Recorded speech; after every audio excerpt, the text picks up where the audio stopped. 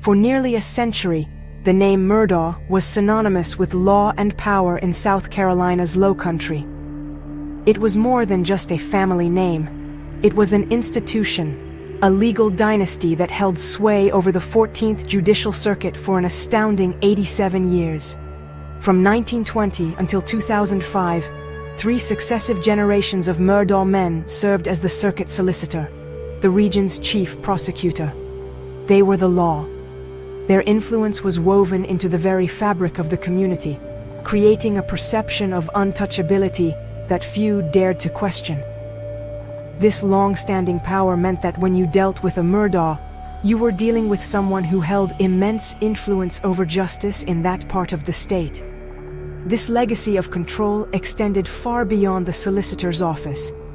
The family also founded a highly successful private law firm, Peters, Murdaugh, Parker, Eltsroth, and Dietrich, or PMPD. This firm became a powerhouse in civil litigation, winning millions of dollars for clients in personal injury cases. The Murdaughs were seen as champions of the common person, yet their power was also a source of fear and quiet resentment. They moved in a world where rules seemed to bend for them, where their name alone could open doors or, just as easily, shut them. This created a complex dynamic where they were both respected and feared, admired for their success but also viewed with a degree of suspicion by those outside their immediate circle. Richard Alex Murdaugh was born into this world of privilege and expectation. He was the heir apparent, groomed to continue the family's dominance in the legal field. He followed the prescribed path, becoming a successful and high-earning attorney at the family law firm. To the outside world, he had it all: a respected name, a flourishing career, a beautiful wife, Maggie, and 2 sons, Buster and Paul. They lived on a sprawling 1,770-acre estate known as Moselle, a symbol of their wealth and status. Alex was a prominent figure in the community, known for his folksy charm and his ability to connect with juries, securing massive settlements for his clients and for his firm. But beneath this polished veneer of Southern gentility and professional success, a darker reality was taking shape. The power that had defined the Murdaugh dynasty for generations was beginning to erode, not from external forces, but from within.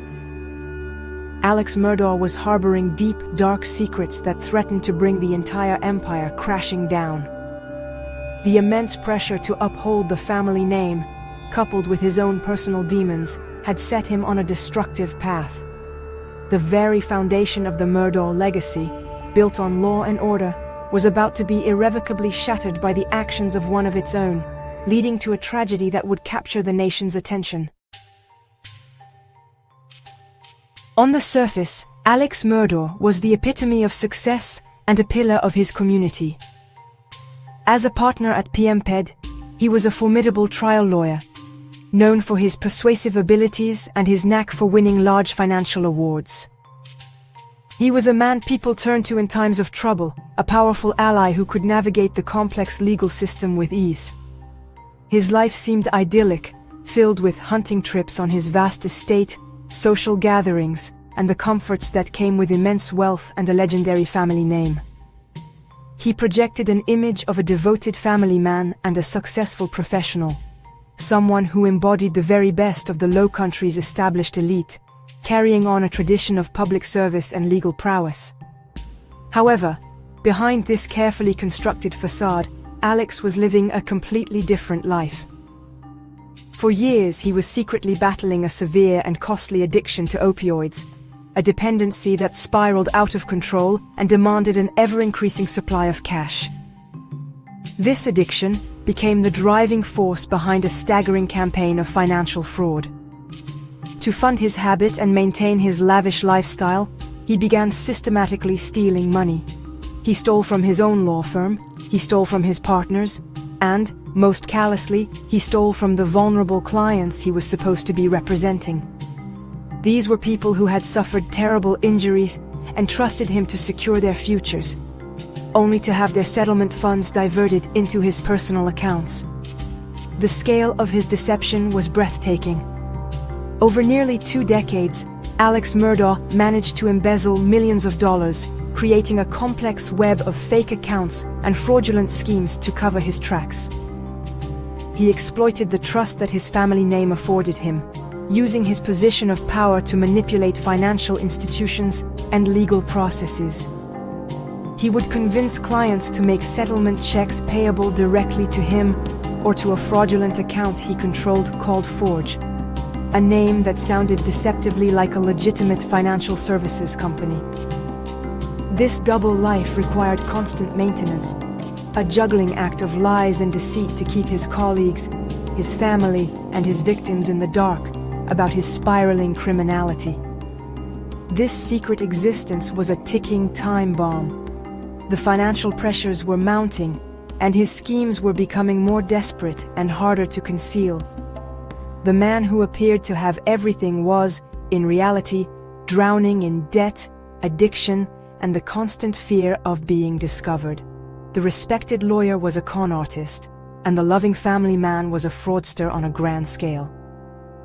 The immense gap between the person Alex Murdaugh pretended to be and the person he truly was created a volatile situation. It was only a matter of time before his two worlds would violently collide, with consequences far more devastating than anyone could have ever imagined. The evening of June 7th, 2021, began like any other at the sprawling Murdaugh estate, Moselle. The property, with its vast woods and private hunting grounds, was a sanctuary for the family. That night, Alex Murdaugh's wife, Maggie, 52, and their younger son, Paul, 22, were at the dog kennels on the property. It was a routine part of their country life, caring for the animals that were a central part of their world. The sun was setting over the low country landscape, casting long shadows across the fields. There was no indication of the horror that was about to unfold. An act of violence that would not only end 2 lives, but also unravel a dynasty and expose a generation of secrets. At 10:07 p.m., a frantic Alex Murdaugh placed a call to 911. In a panicked and emotional voice, he told the dispatcher that he had just returned home from visiting his ailing mother and had found his wife and son unresponsive on the ground near the kennels. He claimed they had been shot and were not breathing. When law enforcement arrived, they were met with a brutal and bloody scene. Maggie had been shot multiple times with a high-powered rifle, and Paul had been killed by 2 shotgun blasts at close range. The violence was extreme, and the setting, their own family property, made it all the more shocking. From the very beginning, Alex Murdaugh presented himself as a grieving husband and father, a victim who had stumbled upon an unimaginable tragedy. He told investigators that he had been away from the property for over an hour, checking on his mother who suffered from Alzheimer's, creating what he hoped would be an ironclad alibi. He suggested that the murders could be retaliation, connected to a fatal 2019 boat crash involving his son, Paul. He tried to paint a picture of a family under siege from outside forces, deflecting any suspicion from himself. His performance was convincing to some, but investigators soon began to notice inconsistencies in his story and his strangely calm demeanor at times. The community was stunned. The Murdaughs were the most powerful family in the region, and the idea that someone could carry out such a brazen attack on their property was terrifying. Theories swirled through the small towns of the Low Country, with many initially believing Alex's story of a revenge killing. But as the days turned into weeks and no outside suspects emerged, the focus of the investigation began to slowly and inexorably turn inward. The questions started to shift from who would want to harm Maggie and Paul to who had the most to gain from their deaths. The tragic night at Moselle was not the end of the story. It was the explosive beginning of a much larger one. While Alex Murdaugh publicly mourned his wife and son, prosecutors began to build a case centered on a powerful and desperate motive: self-preservation. They argued that the murders were not a random act of violence, or an act of revenge by an unknown enemy. Instead, they were a calculated and cold-blooded attempt by Alex to create the ultimate distraction. His meticulously constructed world of financial fraud, built over many years, was on the brink of total collapse. He was facing a day of reckoning, and prosecutors contended he was willing to do the unthinkable to delay or prevent his crimes from being exposed. His life was a house of cards, and the slightest breeze of scrutiny threatened to bring it all down. The pressure on Alex had reached a fever pitch on the very day of the murders. On the morning of June 7, 2021, the chief financial officer of his law firm, PMPED, confronted him about $792,000 in missing legal fees. This was not the first time his finances had been questioned, but this time was different. The firm was demanding answers, and Alex had none to give.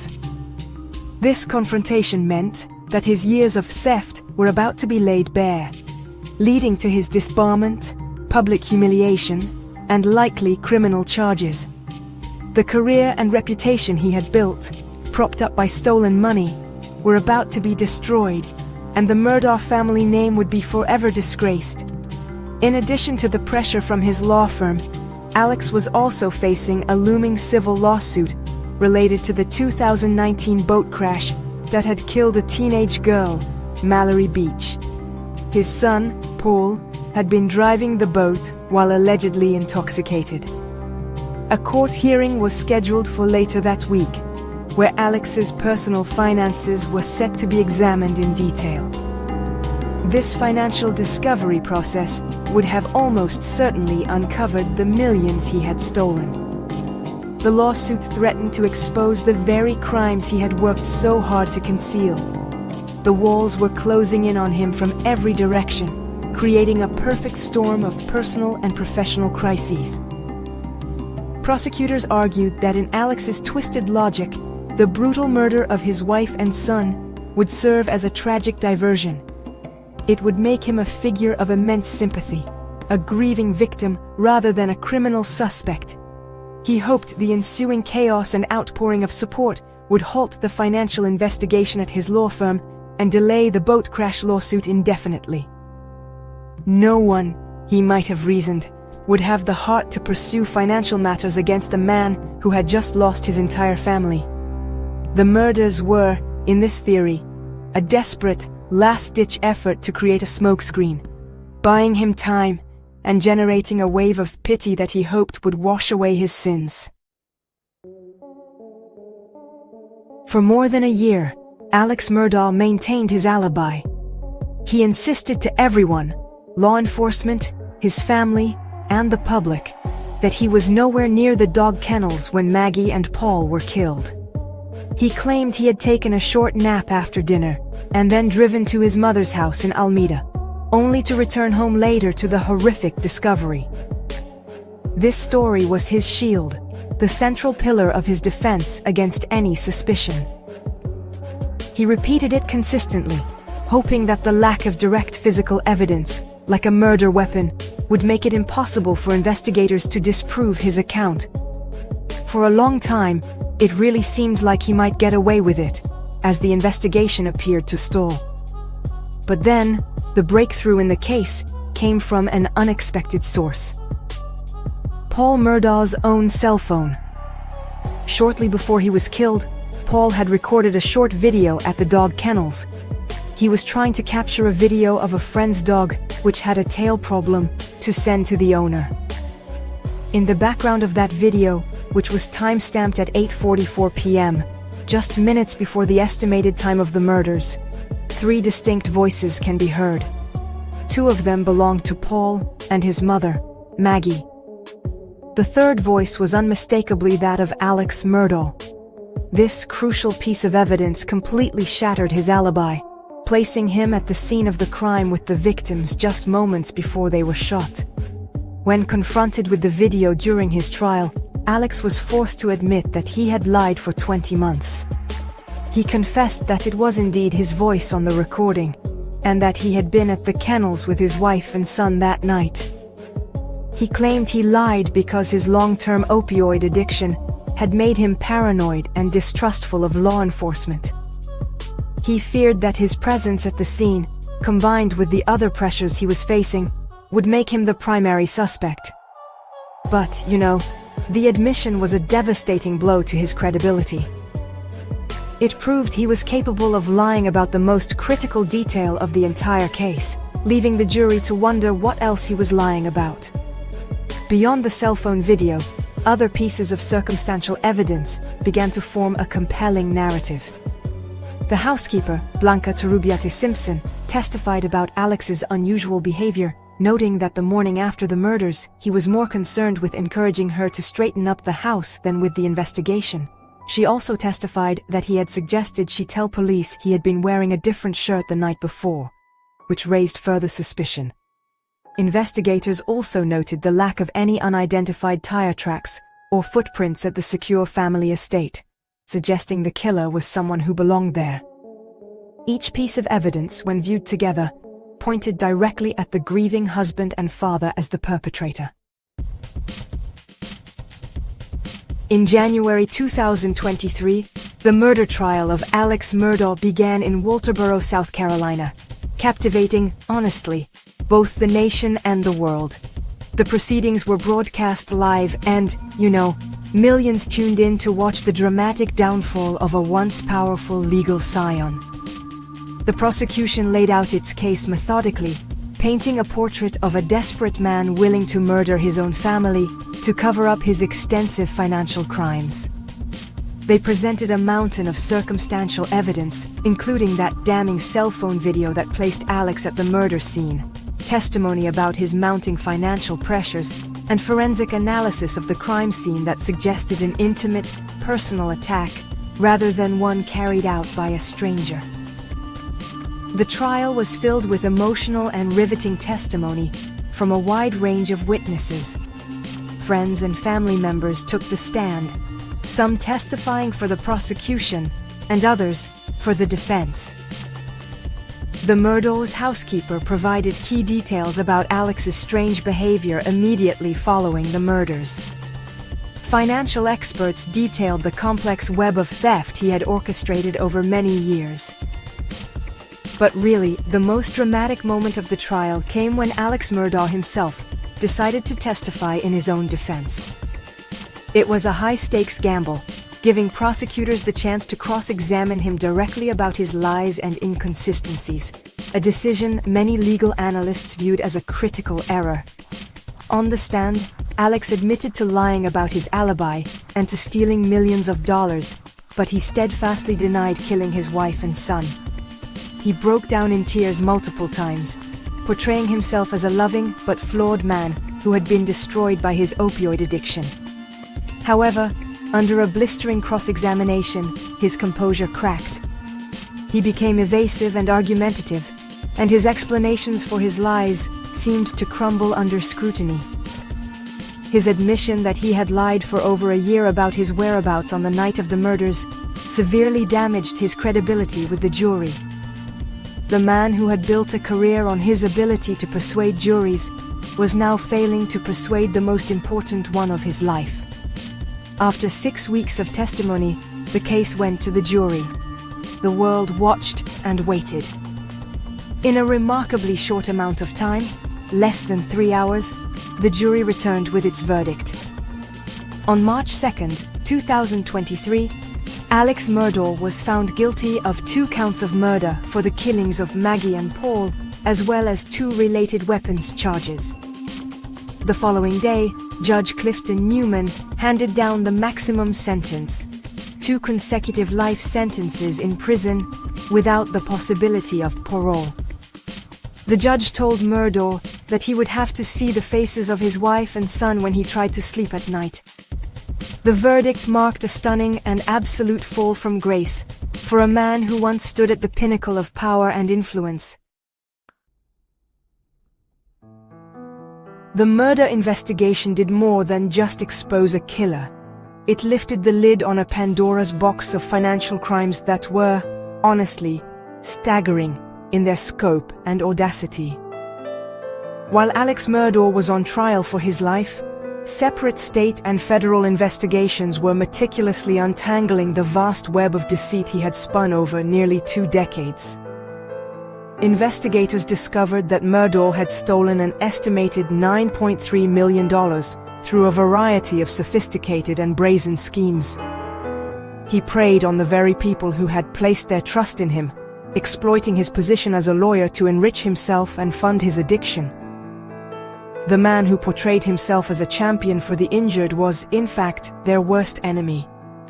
His methods were as varied as they were cruel. He would represent clients in personal injury lawsuits, secure large settlements for them, and then simply steal the money. He created a bank account with a name deceptively similar to a legitimate financial services company, Forge, and would direct insurance companies to deposit settlement funds there. He also stole directly from his law firm's accounts, lying to his partners about case expenses and diverting funds for his personal use. His victims included a quadriplegic man, a state trooper, and the sons of his own housekeeper, Gloria Satterfield, who died in a mysterious accident at his home. He stole their money with no apparent remorse, betraying his oath as a lawyer and his duty as a human being. Following his murder conviction, Alex Murdaugh's legal troubles were far from over. He faced a barrage of state and federal charges for his financial crimes. In November 2023, he pleaded guilty to dozens of state financial charges, including breach of trust, money laundering, and computer crimes. He was sentenced to 27 years in state prison for these offenses. Then, in April 2024, he faced a federal judge after pleading guilty to 22 federal charges, including conspiracy to commit wire fraud and bank fraud. The federal judge sentenced him to an additional 40 years in prison, citing the devastating impact his crimes had on his numerous victims and the profound breach of public trust. The justice system also held his enablers accountable. Russell Laffitte, a former bank CEO and friend of Murdaugh, was convicted for his role in helping Murdaugh steal and launder money.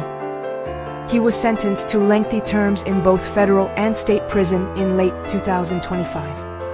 Another lawyer and friend, Corey Fleming, was also sentenced to prison for conspiring with Murdaugh to steal insurance settlement funds from Gloria Satterfield's estate. The disbarment of Alex Murdaugh in July 2022 was just the first formal step in dismantling his corrupt enterprise, which ultimately led to multiple convictions and long prison sentences, ensuring that his life of crime was met with severe consequences. The murders of Maggie and Paul Murdaugh cast a dark shadow that extended backward in time, causing law enforcement and the public to re-examine other mysterious deaths connected to the powerful family. Long before the events at Moselle, questions had swirled around the Murdaughs, but their influence often seemed to quell any serious inquiry. The first major incident to bring national scrutiny was the tragic death of 19-year-old Mallory Beach in February 2019. She was killed when a boat, allegedly driven by a heavily intoxicated Paul Murdaugh, crashed into a bridge piling. Paul was facing felony charges of boating under the influence causing death, a case that moved slowly through the legal system, fueling accusations that the Murdaugh name was shielding him from justice. Another deeply disturbing case involved the family's longtime housekeeper and nanny, Gloria Satterfield. In February 2018, she died following what was described as a trip-and-fall accident at the Murdaugh's Moselle home. At the time, her death was officially attributed to natural causes following the fall, and no autopsy was performed, a decision that later seemed highly suspicious. After Gloria's death, Alex Murdaugh encouraged her 2 sons to sue him for a wrongful death settlement. He promised to take care of them, but it was all part of a monstrous scheme. He arranged for millions of dollars in insurance payouts, but then stole the entire amount, leaving Gloria's grieving sons with nothing. This crime was one of the most shocking revelations of his financial misdeeds. The renewed focus on the Murdaughs also led state police to reopen the investigation into the 2015 death of Stephen Smith, a 19-year-old nursing student and a former classmate of Alex's surviving son, Buster. Smith was found dead in the middle of a rural road in Hampton County. His death was initially ruled a hit and run, but his family never believed that explanation, citing strange evidence at the scene that didn't align with a traffic accident. During the Murdaugh murder investigation, new information emerged that prompted the South Carolina Law Enforcement Division, or SLED, to officially reclassify Smith's death as a homicide in March 2023. While no charges have been filed, the case remains an active and open homicide investigation. These 3 deaths, all connected in some way to the Murdaugh family, painted a chilling picture of a world where tragedy and suspicion seemed to follow in their wake. The boat crash revealed a culture of entitlement and a lack of accountability. The death of Gloria Satterfield and the subsequent theft exposed a shocking level of greed and inhumanity.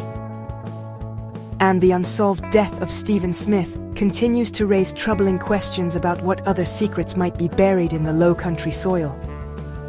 Together, these cases transformed the Murdaugh saga from a story about a double murder into a sprawling epic of corruption, power, and a trail of unexplained death that may never be fully understood. Despite being convicted of murder and serving 2 consecutive life sentences, Alex Murdaugh's legal battle is far from over.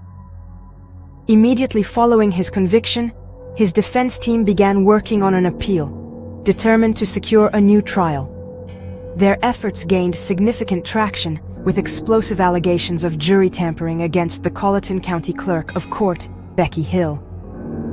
The defense claimed that Hill had made improper comments to the jury, pressuring them to reach a guilty verdict quickly for her own personal gain, including a potential book deal.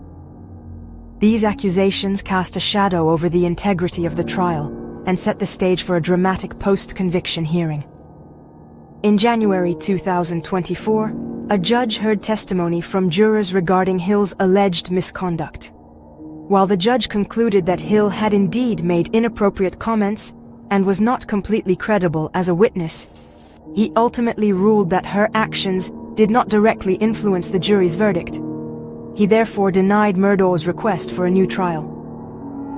The fallout from the allegations was significant, however. Becky Hill resigned from her position in March 2024 and was later arrested in May 2025, facing charges of obstruction of justice and misconduct in office related to her conduct during the trial. This development added yet another bizarre twist to the already complex saga. Murdaugh's legal team has not given up. They have appealed the judge's decision to deny a new trial, and the South Carolina Supreme Court agreed in August 2024 to hear their case. In late 2025, the defense filed new arguments, alleging widespread mishandling of the crime scene and evidence by state law enforcement.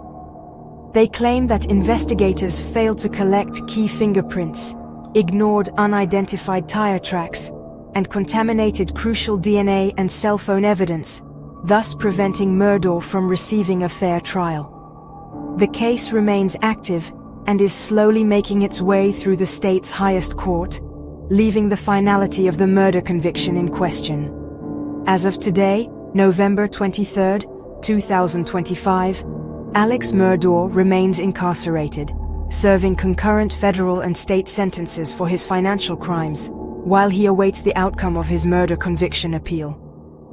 The story that began with a powerful family name and ended in a brutal crime scene continues to evolve, with legal battles still being fought and questions still unanswered. Will his murder conviction be overturned? Will the full truth about the deaths of Stephen Smith and Gloria Satterfield ever be known? The Alex Murdaugh saga is a chilling modern tragedy about the corrupting nature of power, the destructive force of addiction, and the catastrophic fall of a dynasty that once seemed untouchable. The final chapter has yet to be written,